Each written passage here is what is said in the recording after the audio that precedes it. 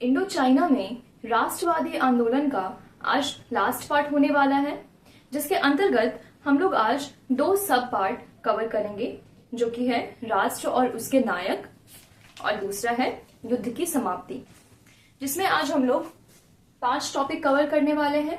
पहला है विद्रोही औरतें, दूसरा नायिकाओं का किस प्रकार से महिमा मंडन किया गया था, तीसरा योद्धाओं के रूप में महिलाओं की क्या भूमिका थी। तो ये जो पहला 3 पार्ट है और चौथा पार्ट भी बाद का दशक, ये जो 4 पार्ट है ये चैप्टर 7 का है। चैप्टर 2 का जो 7 सब पार्ट है उसका है, और जो आखिरी वाला है युद्ध की समाप्ति, ये 8 वाले का है। तो हम लोग पहले पार्ट में आते हैं, विद्रोही औरतें।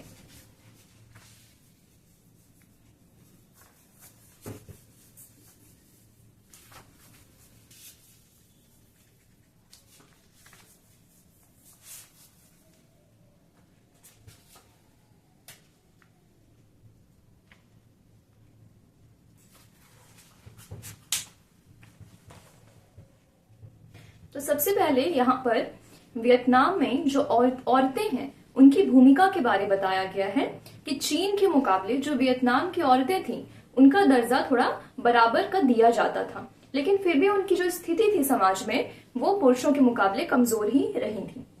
अब क्या होता है, राष्ट्रवादी आंदोलन जो यहाँ पर स्टार्ट हुआ था तो इसमें महिला आंदोलनकारी जो रहती हैं वो भी इसमें हिस्सा लेने लगती हैं, जिस कारण से ये जो जितने भी साहित्यकार हैं, लेखक हैं, वो इस आंदोलनकारी महिलाओं को आदर्श के रूप में प्रस्तुत करने लगते हैं। इस तरीके से ये आदर्शता की प्रतीक बन जाती हैं। लिखते हैं,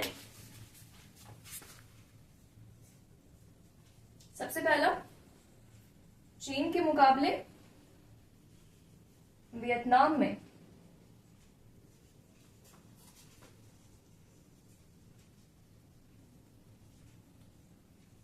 जो महिलाओं की स्थिति है वो बेटर है,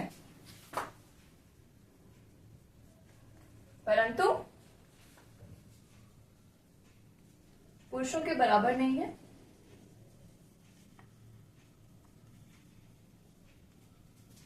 अब जब यहां पर वियतनामी राष्ट्रवाद आंदोलन होता है तो जितने भी साहित्यकार हैं, जितने भी लेखक हैं, उनके द्वारा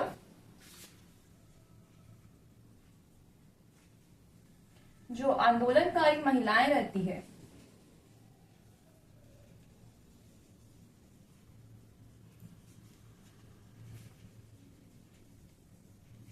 उन्हें आदर्शता का प्रतीक माना जाता है। इसी समय में एक उपन्यास जो है वो आता है, जो कि लिखा हुआ है 1930 में। अनहात लिन क्या करते हैं, एक उपन्यास लिखते हैं जिसे लेकर जो समाज रहता है उसमें काफी विवाद उत्पन्न हो जाता है। तो उस उपन्यास में जो नायिका रहती है उसकी शादी जबरदस्ती एक व्यक्ति से करा दी जाती है, जिसके बाद वो नायिका क्या करती है, उस व्यक्ति को छोड़कर अपने एक पसंद के व्यक्ति के साथ जीवन बिताने लगती है। तो इसे लेकर समाज में काफी मन मुटाव उत्पन्न होते हैं, और इस तरीके से इसे एक बगावत की दृष्टि से भी देखा जाता है। तो यहाँ पे बताया गया है कि जो भी सामाजिक रीति रिवाज है उसके विरुद्ध यहाँ पर एक नया कॉन्सेप्ट लाकर प्रस्तुत किया गया था। अब सेकंड पॉइंट पे आते हैं, नायिकाओं का किस प्रकार से महिमा मंडन किया गया था।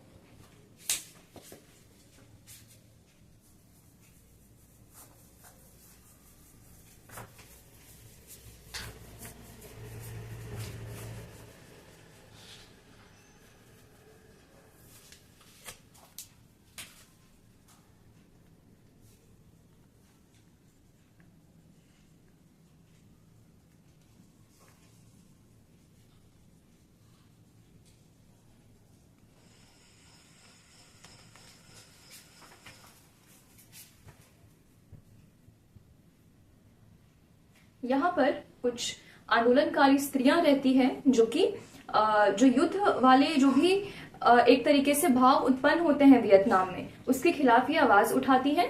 तो उसे लेकर नॉवेल्स लिखे जाते हैं जिसमें ये जो पात्र रहते हैं वो असल जीवन के ही पात्र रहते हैं। तो सबसे पहला जो एक उपन्यास आता है वो ट्रंग बहनों के ऊपर आता है।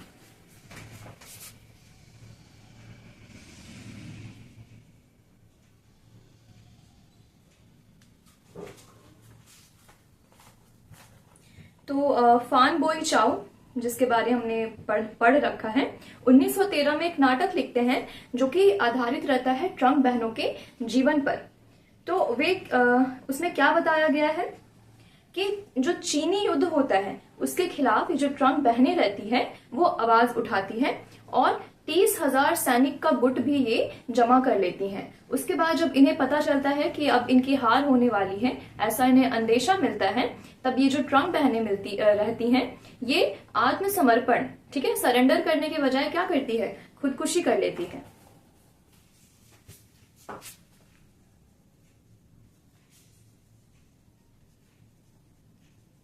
फान बोई चाओ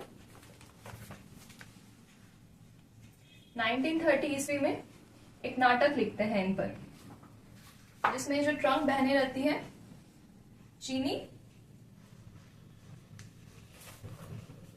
जो चीनी कब्जा होता है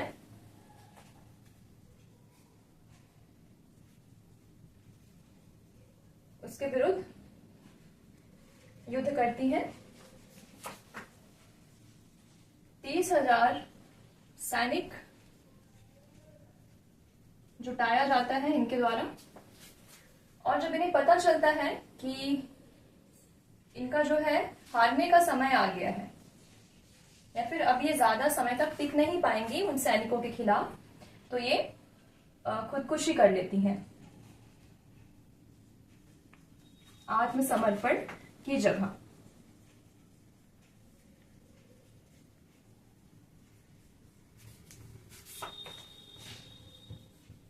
तो इस तरीके से यहाँ पर एक महिलाओं की आदर्शिता को प्रस्तुत किया गया है। इसके अलावा जो दूसरा नाम आता है वो आता है त्रियु आयु का। तो इन्हें देवी के समान समाज में सम्मान दिया गया था। तो इनके बारे जानते हैं।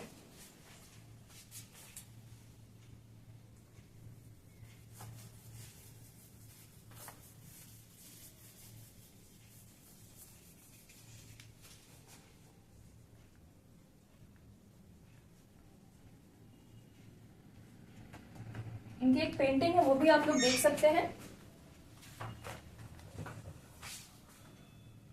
तो यहाँ पर ये बचपन में ही इनके जो माता पिता थे उनका डेथ हो जाता है, बचपन में ही ये यतीम हो जाती हैं। इसके बाद ये अपने भाई के साथ रहने लगती हैं, और जब ये बड़ी हो जाती हैं तो अपने घर को छोड़कर ये जंगल चली जाती हैं, और वहां पर जो चीनी लोग होते हैं उनके खिलाफ ये एक सेना जुटाती हैं। और जब इन्हें पता चलता है कि बहुत अच्छे तरीके से मुकाबला भी करती हैं, और जब लास्ट में इन्हें लगता है कि ये जीत नहीं पाएंगी, तो ये पानी में डूबकर अपनी जान दे देती हैं। लिखते हैं,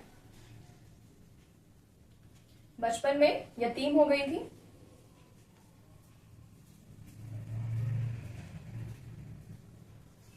और ये भाई के साथ रहती थी। बड़ी होकर क्या किया इन्होंने, घर त्याग दिया और जंगल चली गई। वहां पर विशाल सेना का गठन करती हैं ये।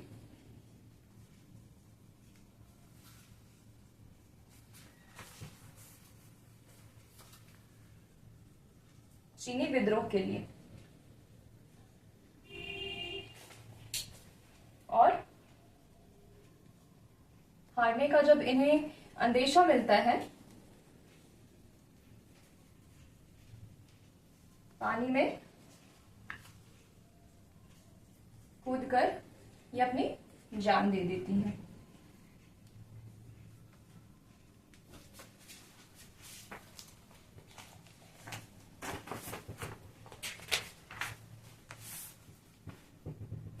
अब हमारा थर्ड पॉइंट आता है कि योद्धाओं के रूप में जो महिलाएं थीं उन्होंने क्या क्या युद्ध में काम किया।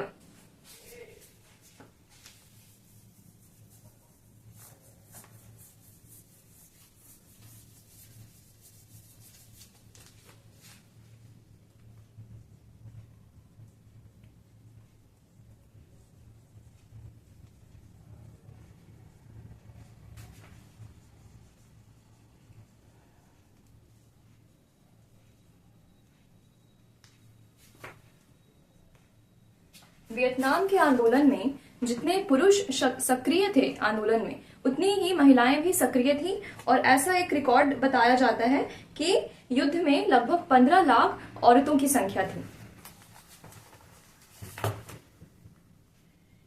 तो जब ये युद्ध में हिस्सा लेती हैं तो इनके बारे पत्र पत्रिकाओं में, अखबारों में बहुत वर्णन किया जाता है। तो ये जो औरतों के दस्ते होते हैं, ये बड़े बड़े हवाई जहाज को गिरा दिए, ऐसा वर्णन आता है। ये काफी युवा होती थी, बहादुर होती थी और अपना जो नेशन है, अपने देश के प्रति समर्पण की भावना भी रखती थी।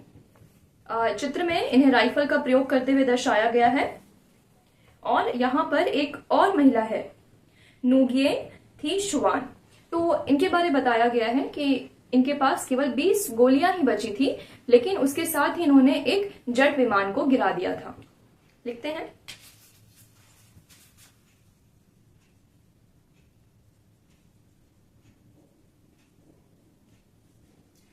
पत्र पत्रिकाओं में जो भी छपाई होती थी उसमें क्या क्या वर्णन है।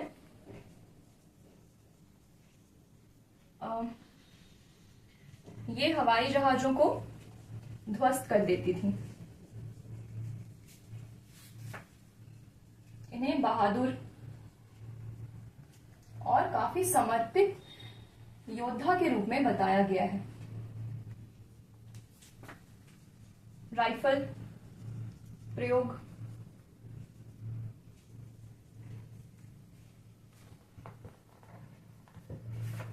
एक महिला नुगिए थी शुआन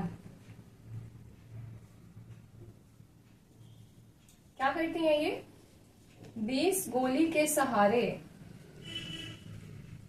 जेट विमान गिरा देती हैं, जेट विमान को ध्वस्त कर देती हैं।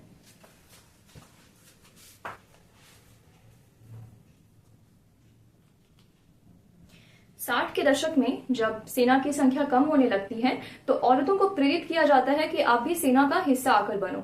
और जो भी चित्र बनाए जाते हैं उनके एक हाथ में राइफल दिखाया जाता है और दूसरे हाथ में हथौड़ा भी दिखाया जाता है। तो यहाँ पे जो औरतें हैं वो दोहरी भूमिका निभा रही हैं, एक मजदूरों की भूमिका कुछ कुछ निर्माण करने में, और दूसरी जो है वो एक योद्धा की भूमिका है। लिखते हैं, 60 के दशक में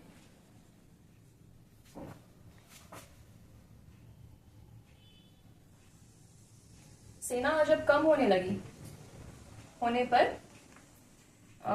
जो महिलाएं होती हैं उनकी बहाली की जाती है। तस्वीर में इन्हें एक हाथ में हथौड़ा और एक हाथ में राइफल के साथ दर्शाया गया है। तो देखते हैं क्या क्या काम ये करती थी।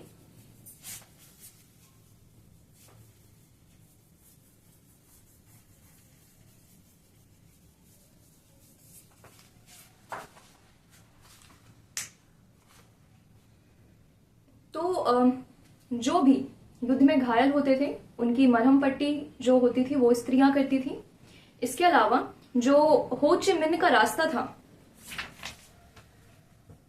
जहां से रसद वगैरह की आपूर्ति होती थी वहां पर ये पहरा देती थी। इसके अलावा भूमिगत जो कमरे होते थे वो निर्माण इनके थ्रू होता था, सुरंगें ये बनाती थी। और इसके अलावा इन्होंने 6 हवाई पट्टियां बनाई और 15 जहाज जो थे उनको ध्वस्त कर दिए। गोला बारूद का प्रयोग करती थी और कुल 15 लाख महिलाएं जो थी इन सब चीजों का हिस्सा थी।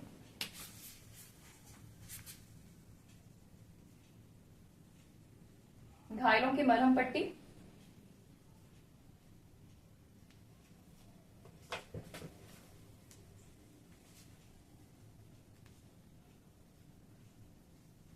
और पहरा देना, भूमिगत कमरे बनाना, सुरंग निर्माण करना, 6 हवाई पट्टियां बनाते हैं ये।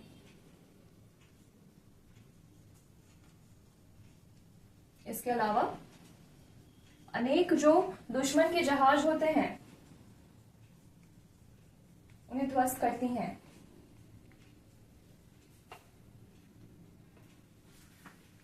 और गोला बारूद जो रहता है उनका वो सप्लाई भी करती हैं। तो यहाँ पे कुल आंकड़े बताए गए हैं 15 लाख महिलाओं के।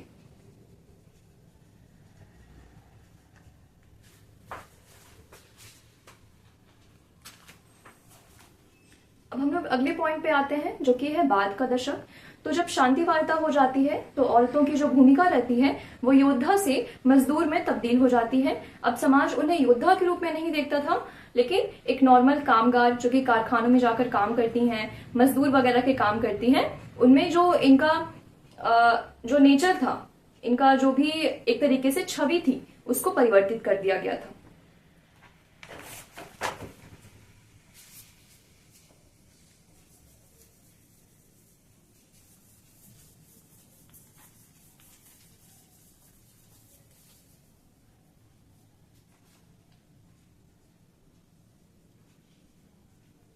बाद का दशक।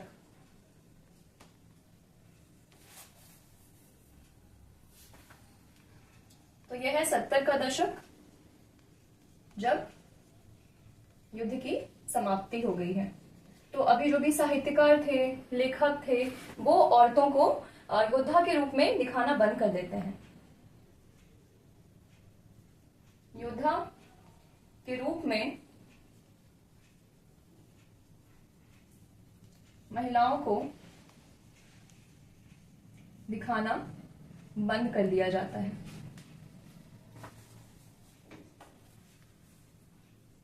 किस रूप में दिखाए जाते हैं? मजदूर, कामगार।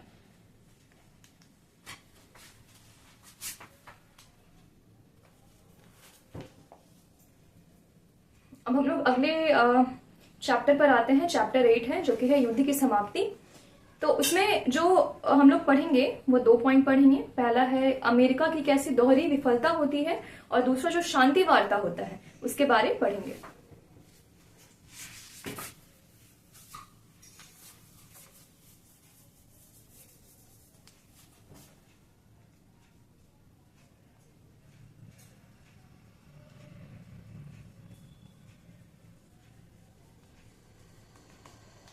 पहला है अमेरिका की दोहरी विफलता।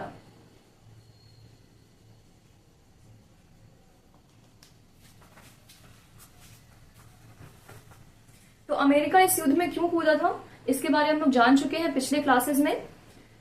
तो अब होता क्या है, युद्ध जब लंबा खिंच जाता है तो अमेरिका जो रहता है, उसकी जनता जो रहती है, वो इस चीज का विरोध करने लगती है कि युद्ध में कुछ हो भी नहीं रहा है और हमारे जितने भी लोग हैं वो भी खत्म होते जा रहे हैं। ये जो तो पहली विफलता क्या हुई अमेरिका की कि ये जो विद्रोह था उसे वो कुचल नहीं पाया। मतलब ये जब वियतनाम जाते हैं तो वियतनामी के लोग जो विद्रोह करते हैं उसे ये पूर्णतः कुचल नहीं पाता है, पहला। और दूसरा चीज क्या है कि वियतनामी जनता जो रहती है, एक तरीके से उनका वो मन भी नहीं परिवर्तन कर पाया, उनका समर्थन भी नहीं प्राप्त कर पाया। कैसे करेगा? उसने गांव पर इतने सारे बड़े बड़े जो हथियार हैं, शस्त्र हैं, उसे बरसाए हैं, गांव को नष्ट किया है। तो वियतनाम की जो जनता रहती है वो भी भड़क उठती है इनके खिलाफ।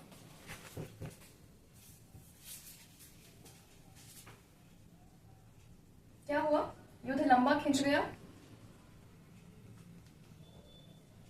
जो जनता है अमेरिका की, उसके खिलाफ हो गई। पहला विफलता क्या था कि वो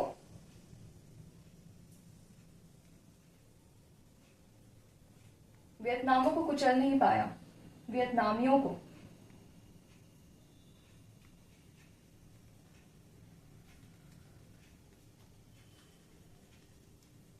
उनके विद्रोह को नहीं कुचल पाया। दूसरा, उनका जो जन समर्थन था वो भी नहीं प्राप्त कर पाया।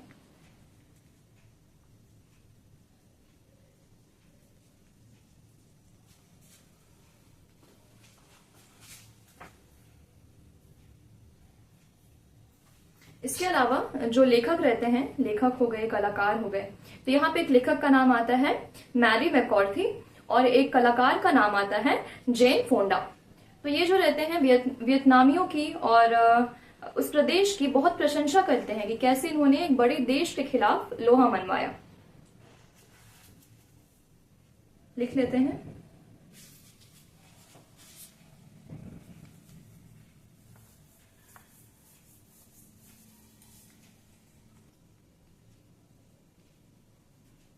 मैरी मैककॉर्थी, ये रहते हैं लेखक, और हाँ, इसके साथ में एक साहित्यकार हैं, सॉरी कलाकार हैं, जॉन जेन फोंडा।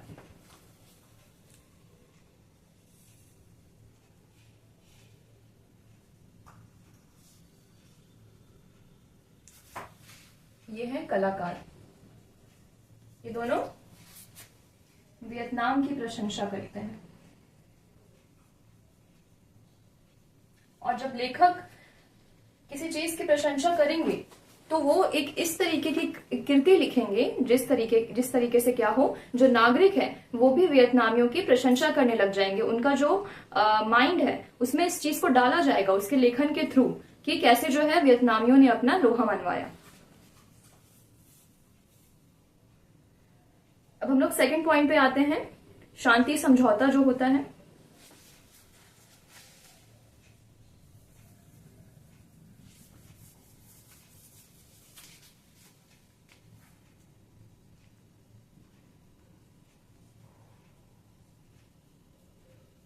कब होता है? 1974, और ये होता है पेरिस में।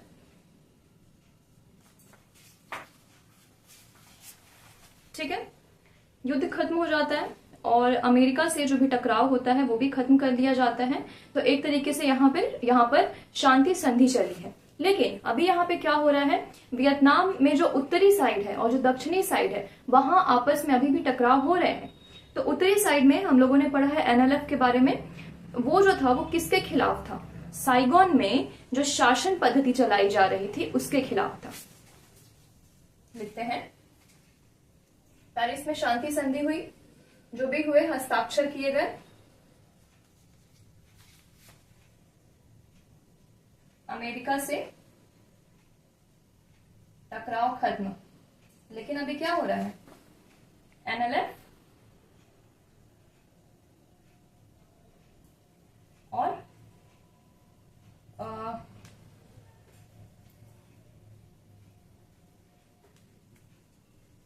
एनएलएफ वर्सेस साइगोन शासन व्यवस्था। तो रियल में जो साइगोन है ये एक क्षेत्र है दक्षिणी वियतनाम का।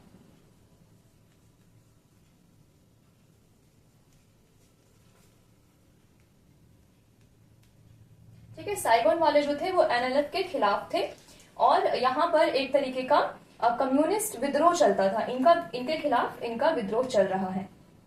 तो उसके बाद क्या होता है? 1975 ईस्वी में 30 अप्रैल 1975 ईस्वी में जो एनएलएफ वाले होते हैं वो राष्ट्रपति महल पर चढ़ाई कर देते हैं साइगोन के, और इस तरीके से जो साइगोन का जो शासन होता है उसको खत्म कर दिया जाता है और इस प्रकार से वियतनाम का एकीकरण संभव हो पाता है। 30 अप्रैल